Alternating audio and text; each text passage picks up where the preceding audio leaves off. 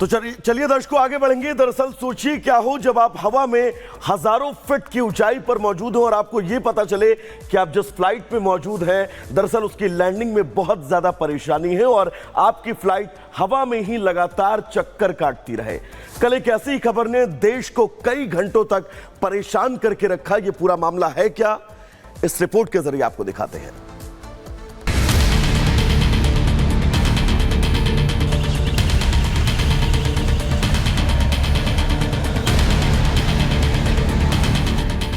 ये कोई फिल्मी कहानी नहीं बल्कि देर शाम एयर इंडिया की फ्लाइट AX B613 के साथ हुआ है, जिसमें 140 यात्री सवार थे।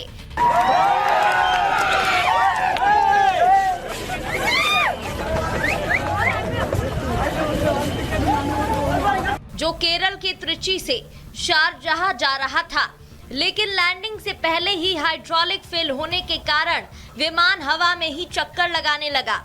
इधर जैसे ही खबर एयर इंडिया को लगी, हंगामा शुरू हो गया। आनन फानन में त्रिची एयरपोर्ट पर एम्बुलेंस और दमकल की गाड़ियों का रैला लग गया। किसी भी स्थिति से निपटने के लिए इमरजेंसी सुविधाएं एक्टिव कर दी गईं। हजारों फीट की ऊंचाई पर प्लेन करीब गोल गोल चक्कर लगा रहा था। आखिरकार फैसला लिया गया कि प्लेन की बैली लैंडिंग कराई जाएगी ताकि प्लेन में मौजूद फ्यूल को खत्म किया जा सके। लेकिन बैली लैंडिंग का जो फैसला लिया गया वो होता क्या है? तो बैली लैंडिंग एक विशेष तरह की विमान लैंडिंग है जिसमें विमान में कोई गड़बड़ी या इमरजेंसी की हालत में उतारना होता है। तब प्लेन को पेट यानी कि बैली को रनवे पर घिसकर उतारा जाता है। इसमें लैंडिंग गियर का इस्तेमाल नहीं होता। लैंडिंग गियर में खराबी होने के बाद बैली लैंडिंग का सहारा लिया जाता है। लेकिन बैली लैंडिंग के लिए जरूरी है कि प्लेन में मौजूद फ्यूल को खत्म किया जा सके। इसके लिए एयर इंडिया के प्लेन को करीब 2.5 घंटे तक हवा में घुमाया गया।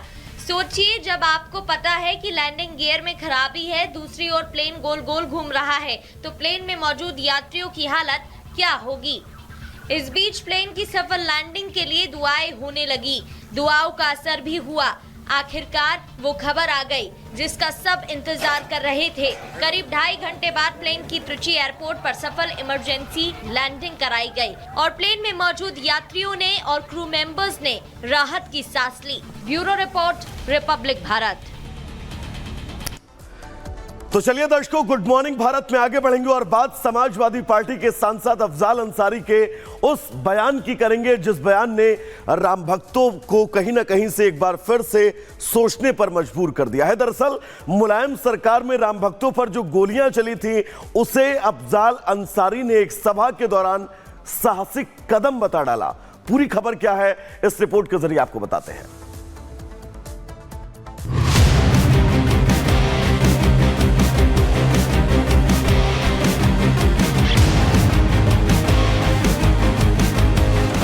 कोई दूसरा भी व्यक्ति था जो इतना बड़ा साहस उठाता। साहसिक कदम नहीं था बल्कि वह एक कायराना सरकार द्वारा कृत्य था।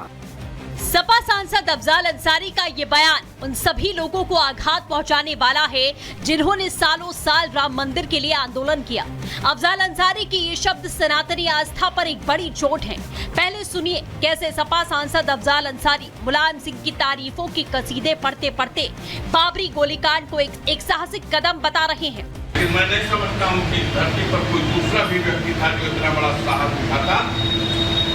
जब अयोध्या में बाबरी मस्जिद पर लोग चढ़े थे गिराने के लिए, तो मुलायम सिंह के सामने सवाल आके खड़ा हुआ कि देश का संविधान बचेगा कि नहीं बचेगा। संविधान बचाने के लिए उन्होंने ये वही अफजाल अंसारी है जो बाबा का गांजा कनेक्शन निकालते हैं। अफजाल अंसारी की जुबान पर इन दिनों सिर्फ और सिर्फ सनातन का अपमान है। महाकुंभ को लेकर दिए गए विवादित बयान के बाद अब बाबरी गोलीकांड को जायज ठहरा दिया, जिस पर साधु संत आक्रोशित हैं। साहसिक कदम नहीं था बल्कि वह एक कायराना सरकार द्वारा कृत्य था। जो गोली चलाने का, मुलायम सिंह यादव जी के गोली चलाने का समर्थन कर रहा है वो कहीं ना कहीं मुगलिया जो नफरती सोच है, घृणा वाली सोच है, जो मंदिर को तोड़ के मस्जिद बनाने वाली सोच है, उसका समर्थन कर रहा है। वहीं दूसरी ओर बीजेपी ने अफजाल के बयान को सीधे सीधे नफरत की सियासत करार दिया।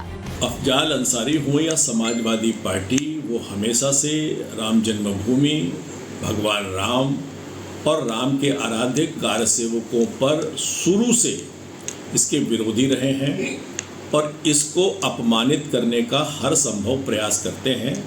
अफजाल अंसारी का भी बयान समाजवादी पार्टी की इसी सोच को दर्शाता है। आखिर अफजाल अंसारी के बार बार सनातन विरोध के पीछे क्या कोई छुपा हुआ एजेंडा है? दरअसल यूपी में 10 सीटों पर उपचुनाव होने वाले हैं। उपचुनाव से पहले ध्रुवीकरण की एक पुरजोर कोशिश की जा रही है।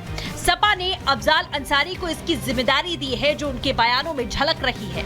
अफजाल अंसारी को मुस्लिम ब्रांड बनाने की कोशिश की जा रही है। दरअसल समाजवादी पार्टी में अभी मुस्लिम लीडर की कमी है। सपा नेता आजम खान फिलहाल जेल में बंद हैं और इसीलिए अफजाल अंसारी बार बार सनातन का अपमान कर रहे हैं, ताकि बयानों का उपचुनावों में वोट बैंक को साधने के लिए फायदा मिल सके।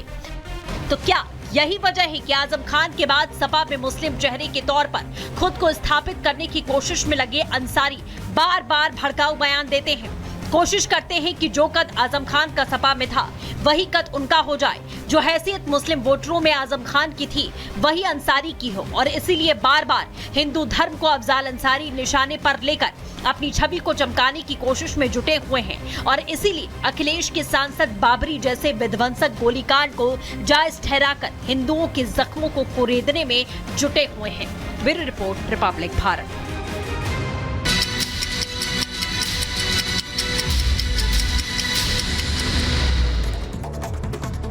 तमिलनाडु के तिरुवल्लूर में बड़ा रेल हादसा, मालगाड़ी से टकराई दरभंगा एक्सप्रेस, 2 बोगियों में लगी भीषण आग, मौके पर राहत बचाव का काम जारी। रेलवे के मुताबिक ट्रेन इंजन से लगे पार्सल वैन में लगी आग। हादसे में फिलहाल किसी के हताहत होने की खबर नहीं। टक्कर के बाद 12 से 13 बोगियां पटरी से उतर गई। रेलवे के मुताबिक लोप लाइन में खड़ी मालगाड़ी में दरभंगा एक्सप्रेस ने पीछे से टक्कर मारी है। हादसा रात करीब 8:30 बजे के आसपास हुआ। उत्तर प्रदेश के मुजफ्फरनगर में बावरिया गैंग के गिरोह के साथ पुलिस की मुठभेड़, 2 बदमाशों के पैर में लगी गोली, 2.5 लाख के आभूषण और नकदी बरामद की गई।